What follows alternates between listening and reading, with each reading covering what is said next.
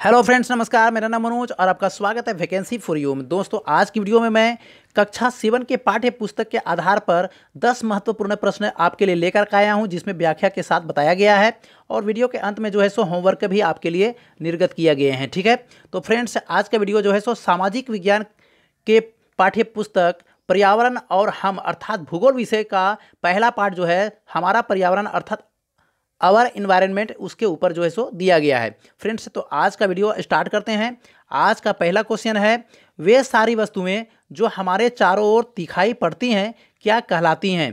पेड़ पौधे, जंतु, पर्यावरण या वायुमंडल? तो फ्रेंड्स, वे सारी वस्तुएं जो हमारे चारों ओर दिखाई पड़ती हैं पर्यावरण कहलाती हैं। तो इसका उत्तर जो है सो पर्यावरण होगा। ठीक है, इसका मतलब स्कूल भवन, मेज, कक्षा में रखी कुर्सियाँ, खेल का मैदान, यहाँ तक कि सड़क, कूड़ा करकट, आपके दोस्त सभी पर्यावरण कहलाएंगे। ठीक है, अगला क्वेश्चन, पर्यावरण किन दो शब्दों से मिलकर बना है? पर तथा आवरण, पर्या तथा वरण, परि तथा आवरण या इनमें से कोई नहीं? तो फ्रेंड्स, किसी भी जीवित प्राणी के चारों ओर पाए जाने वाले लोग, वस्तुएं, स्थान, प्रकृति आदि जो हमारी दैनिक जीवन को किसी न किसी रूप में प्रभावित करते हैं, पर्यावरण कहलाता है। ठीक है, पर्यावरण परि तथा आवरण दो शब्दों के मेल से बना है। तो इसका उत्तर जो है सो परि तथा आवरण होगा। ठीक है, परि का अर्थ होता है चारों तरफ तथा आवरण का अर्थ होता है घेरा, अर्थात प्रकृति में जो भी चारों ओर पाया जाता है पर्यावरण कहलाता है। पर्यावरण के उदाहरण हैं वायु, मृदा, पेड़ पौधे तथा प्राणी इत्यादि। ठीक है, अगला क्वेश्चन देखें, पर्यावरण के कौन कौन से घटक हैं? प्राकृतिक एवं मानव निर्मित, प्राकृतिक एवं मानव, प्राकृतिक, मानव निर्मित तथा मानव। तो फ्रेंड्स, पर्यावरण के मुख्य रूप से दो रूप हैं, तो प्राकृतिक पर्यावरण तथा मानव निर्मित या मानवीय पर्यावरण। पर्यावरण के दो रूप हैं, प्राकृतिक पर्यावरण तथा मानवीय पर्यावरण। और मानवीय पर्यावरण में को मानव निर्मित तथा मानव में विभाजित किया गया है, क्योंकि मानव स्वयं में एक महत्वपूर्ण पर्यावरण का हिस्सा है। इसलिए हम पर्यावरण को 3 घटकों में विभाजित करके देखते हैं। तो वे 3 घटक कौन कौन से हैं? प्राकृतिक, मानव निर्मित तथा मानव। तो इस प्रकार इसका उत्तर जो है सो प्राकृतिक, मानव निर्मित तथा मानव तीनों होगा। ठीक है फ्रेंड्स, अगला क्वेश्चन देखें। अगला क्वेश्चन है, प्राकृतिक पर्यावरण को किन घटकों में विभाजित किया गया है? जैव एवं अजैव, वनस्पति एवं जंतु, स्थलमंडल एवं वायुमंडल या इनमें से कोई नहीं? तो फ्रेंड्स, प्राकृतिक पर्यावरण को जैव एवं अजैव घटकों में विभाजित किया गया है। तो इसका उत्तर ए होगा, जैव एवं अजैव। ठीक है, जैव का अर्थ हुआ वनस्पति एवं जंतु तथा अजैव का अर्थ भूमि, जल, वायु इत्यादि से है। ठीक है, इसे भी याद रखिएगा। अगला प्रश्न देखें, प्राकृतिक पर्यावरण को कितने मंडलों में विभाजित किया गया है? स्थल तथा जलमंडल, स्थल तथा वायुमंडल, स्थल तथा जैवमंडल या इनमें से सभी? तो फ्रेंड्स, प्राकृतिक पर्यावरण को 4 मंडलों में विभाजित किया गया है, इसे याद रखिएगा। ये जो है सो 4 मंडलों में इसे विभाजित किया गया है। ठीक है, और ये 4 मंडल कौन कौन से हैं? स्थल मंडल, जल मंडल, वायुमंडल तथा जैवमंडल। अब बारी बारी से देख लेते हैं कि इनका क्या मतलब है। स्थल मंडल जो भूमि का भाग है उसे स्थल मंडल कहते हैं। जलमंडल जो जल वाले क्षेत्र हैं। वायुमंडल वायु से घिरे हुए क्षेत्र को वायुमंडल कहा जाता है। और जैवमंडल वह संकीर्ण क्षेत्र है जहां स्थल मंडल, जलमंडल तथा वायुमंडल तीनों मिलते हैं तथा जीवन को संभव बनाते हैं। तो इस प्रकार इस प्रश्न का उत्तर जो है सो इनमें से सभी होगा। ठीक है फ्रेंड्स, अगला क्वेश्चन देखें। अगला क्वेश्चन है, वायुमंडल में सबसे ज्यादा मात्रा में पाए जाने वाला गैस कौन सा है? हाइड्रोजन, नाइट्रोजन, ऑक्सीजन या ऑर्गन? तो फ्रेंड्स, पृथ्वी के चारों ओर फैली हुई वायु की परत को वायुमंडल कहते हैं। वायुमंडल कई गैसों से मिलकर बना है। इनमें सबसे ज्यादा मात्रा में नाइट्रोजन पाया जाता है। ठीक है, तो इसका उत्तर जो है सो नाइट्रोजन होगा। चूंकि सबसे ज्यादा मात्रा में पाया जाने वाला गैस के बारे में पूछा जा रहा है, तो इसका उत्तर नाइट्रोजन होगा।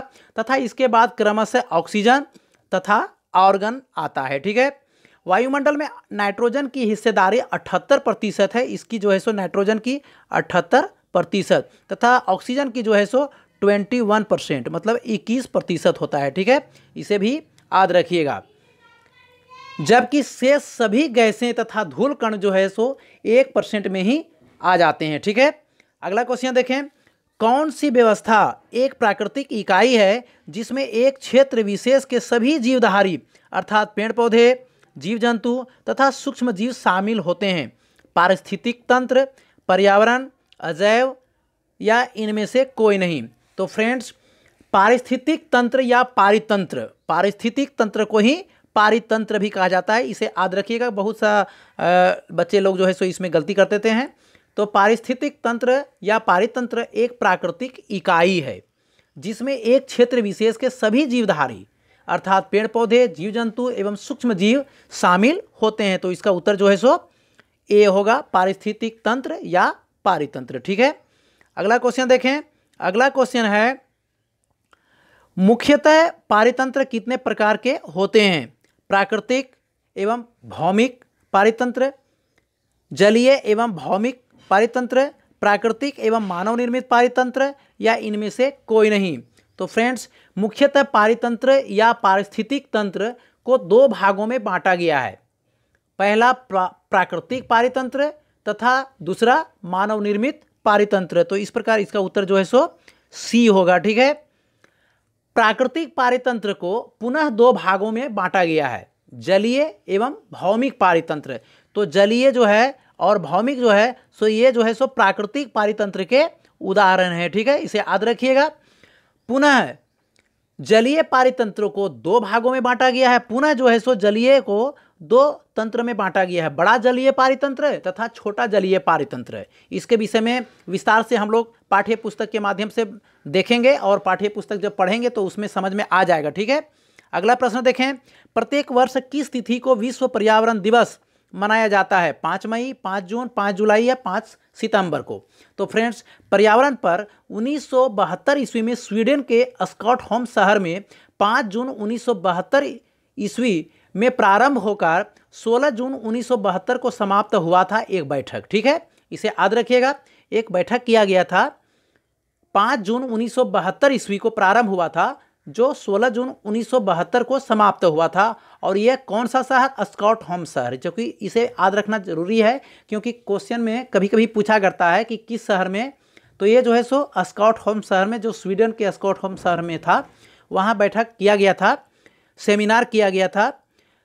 प्रत्येक वर्ष 5 जून को विश्व पर्यावरण दिवस मनाने की घोषणा इसी सम्मेलन में की गई थी। ठीक है, तब से जो है सो 5 जून को प्रत्येक वर्ष विश्व पर्यावरण दिवस के रूप में मनाया जाता है। अगला क्वेश्चन देखें, वैसी गैसें जो तापमान को अवशोषित करती हैं क्या कहलाती हैं? ए CO2 अर्थात कार्बन डाइऑक्साइड, बी मीथेन, सी ग्रीन हाउस गैस या डी इनमें से कोई नहीं? तो फ्रेंड्स, वैसी गैसें जो तापमान को अवशोषित करती हैं ग्रीन हाउस गैस कहलाती है। तो इसका उत्तर जो है सो ग्रीन हाउस गैस का होगा। कार्बन डाइऑक्साइड, क्लोरोफ्लोरोकार्बन, ओजोन प्रमुख ग्रीन हाउस गैसों के नाम हैं, इसे भी याद रखिएगा। ठीक है, तो फ्रेंड्स, आज का वीडियो बस इतना ही। यह वीडियो कैसा लगा इसे हमें कमेंट के माध्यम से जरूर बताएं। यदि वीडियो अच्छी लगी हो तो इसे लाइक करें, शेयर करें तथा इस चैनल को भी सब्सक्राइब करें। तो आज का आखिरी में होमवर्क है। पहला क्वेश्चन है, प्राकृतिक पारितंत्र को कितने भागों में बांटा गया है?